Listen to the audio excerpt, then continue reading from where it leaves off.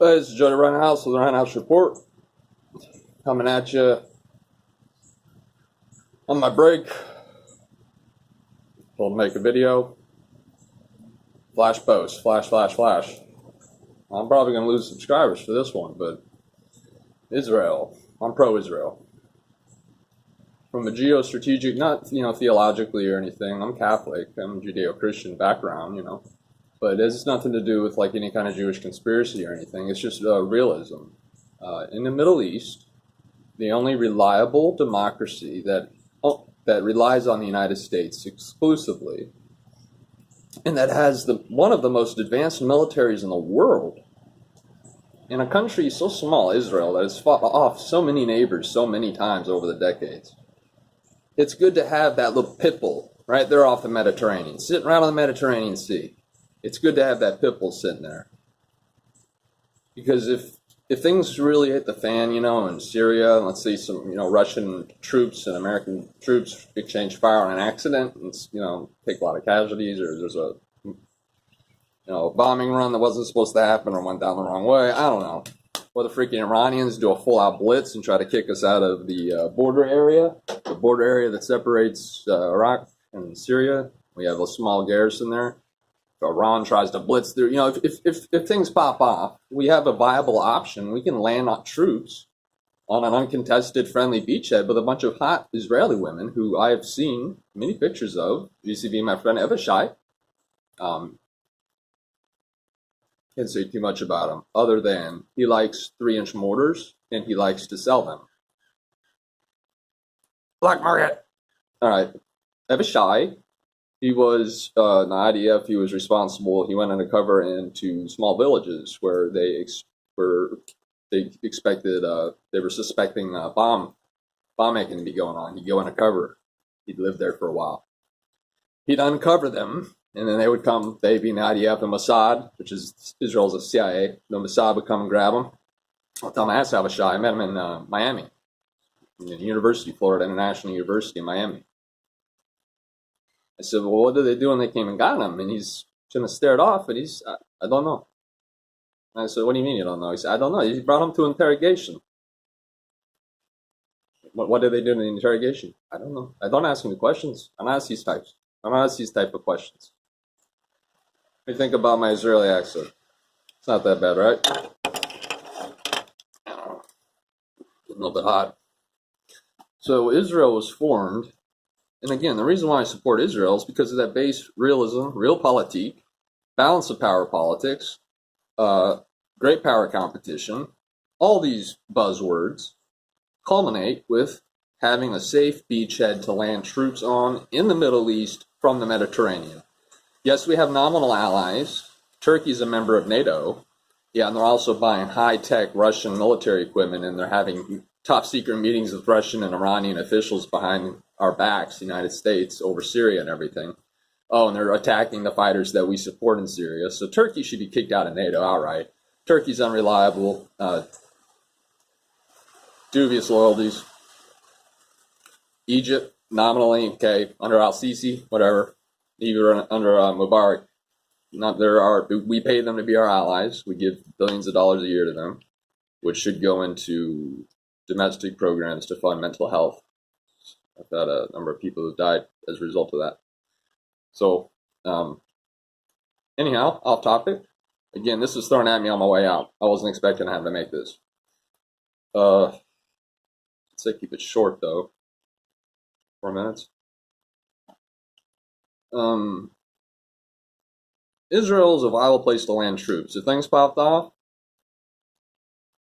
would you rather land on a contested beachhead, Saving Private Ryan style, like getting fired at, like the enemy, like Syria or Lebanon, where it's like people, the militias and stuff there are like, what the fuck? And they're like, they meet us on the beaches with guns ready, Or would you rather have the Israelis not only give us a good little beachhead, but also help us? They'll use their technology, some of which is better than ours, especially in the cyber domain, I believe, and in the jamming technology domain. And they've been watching the Russians closely, and vice versa.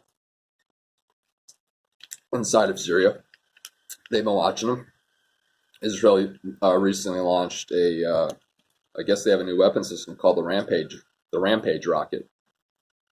It's a rocket fired out of a fighter jet. It's a standoff. You could be 100 miles, or there's a range of 80 miles, so you could be 80 miles off, fire off this rocket. It's maneuverable. It's hypersonic. Google how fast that is. Miles per hour, hypersonic. It's insane. Okay, it's hypersonic. It's maneuverable down to the last second. And the type of shrapnel blast, whether you want it to blast on impact, punch a hole through something and then blast, like punch a hole through a window pane and then blast, all sorts of options. They don't get into it too much because it's a new weapon system. Like I said, people aren't going to know these types of things until the next war starts. And this clearly was a high-value target that they were hitting. This was recently. Today's the 19th of April. A few days ago, Israel did this. They hit what's clearly a high-value missile development factory. Because they use these, they showed the world what they had, and you don't do that unless you really need to.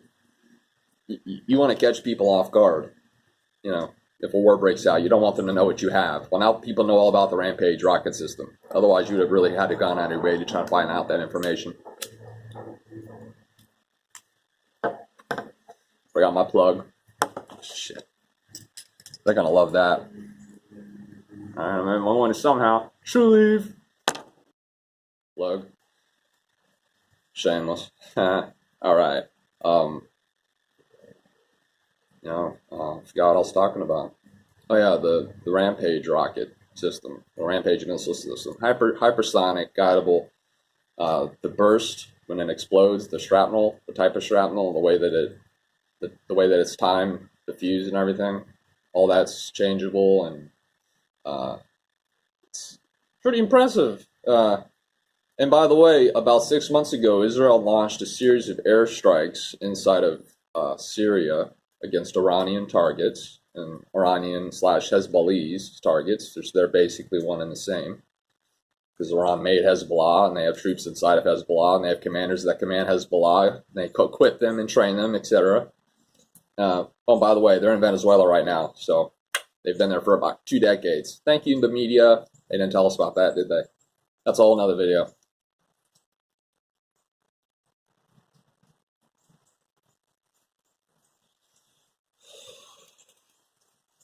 They launched an airstrike, apparently against a high-value target, and the initial reports that came out once Israel launched these airstrikes, and this is about 6 months ago, is that Israel had used a tactical nuclear warhead inside of Syria, that they had used a small, low-yield nuke.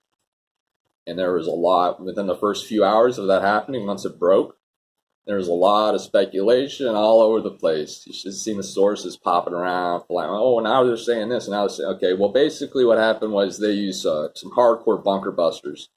Apparently some really hardcore ones, because Turkey picked up an earthquake with a magnitude of either 3.6 or 5.6. And that's why they were like, this is seismic, this must have been atomic, this must have been nuclear. It wasn't. It turned out to be bunker busting. At least that's what we're told. I don't know, but there's enough people on the ground, just civilians with phones, that if a freaking nuclear bomb went off inside of Syria, I think that we'd have some images of some radioactivity poisoning, or radioactivity, right? So that's me, Roundhouse Report, under 10 minutes. That's good. So that's basically why, if something pops off inside of the Middle East, we have Israel. We could land, we could offload all our troops there. And it's right off the Mediterranean. If we want to get access from our Atlantic fleet or our Mediterranean fleet, etc., into the Middle East quickly, what better route than via Israel? Unless we want to pull up through the Strait or the Suez Canal. But see, that's a whole logistical nightmare. No, just you have basically a land base already established for you. The Israelis would welcome us. Welcome arms. They would give us Uzis as presents. Okay? Avishai told me. Ask him. Okay? So, it's Israel, strategic reasons. So, alright. Roundhouse Report. Jody out. Philip, I hope you're happy. I'm tired now.